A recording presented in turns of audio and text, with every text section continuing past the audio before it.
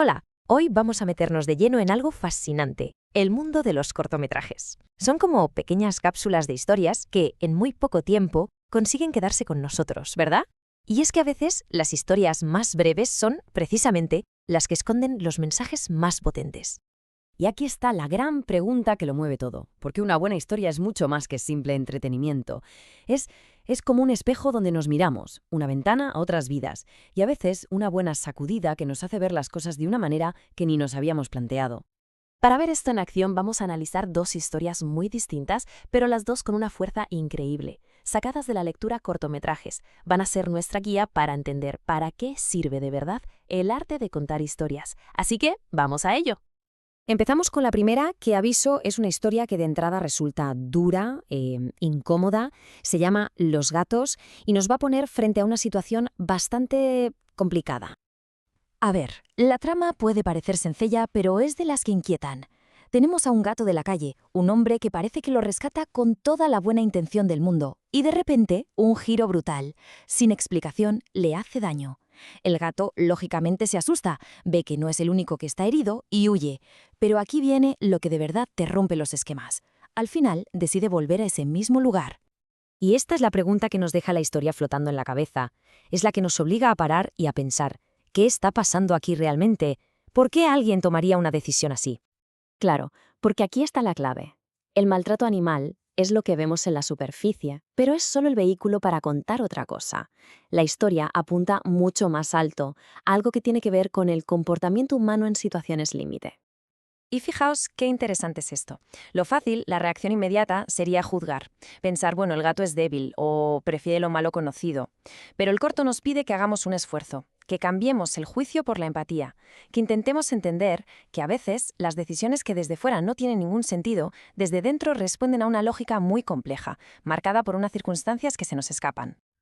Vale, dejamos esa historia tan intensa y ahora nos vamos a la otra cara de la moneda. Si Los gatos nos metía en una realidad de encierro, Semillas de Guamuchil es todo lo contrario, es una historia de liberación. Aquí el punto de partida es completamente distinto. Es el silencio. La historia nos presenta a 5 mujeres en prisión que tienen una barrera enorme. No tienen la herramienta para poner en palabras, para escribir todo lo que llevan dentro. Y el viaje que hacen es increíble. Pasan de ese silencio impuesto a descubrir la palabra. Y de repente, esa carencia se convierte en su mayor poder. La escritura deja de ser una asignatura pendiente y se transforma en una vía de escape, en una forma de poner orden a su pasado y, lo más importante de todo, en una manera de adueñarse de su propia historia. Por eso, en este contexto, la palabra alfabetización significa mucho más que aprender a leer y a escribir. Se convierte literalmente en un acto de liberación. Para estas mujeres fue la llave que les permitió no solo contar lo que les había pasado, sino empezar a reescribir su propio futuro. Entonces, si ponemos estas dos historias, una al lado de la otra, una tan oscura y otra tan llena de luz, ¿qué nos dicen sobre el propósito del arte? ¿Para qué contamos historias? Pues por un lado, Los gatos nos enseña que el arte no siempre está para darnos un final feliz. A veces su función es justo la contraria, plantarnos delante una verdad incómoda, una de esas que preferiríamos no ver, para que despertemos y nos cuestionemos las cosas. Pero por otro lado, Semillas de Guamuchil nos muestra que el arte también puede ser un faro, puede ser una fuente de esperanza, una herramienta para cambiar las cosas y la prueba de que, incluso en la mayor oscuridad, se puede encontrar una voz y usarla para construir algo bueno.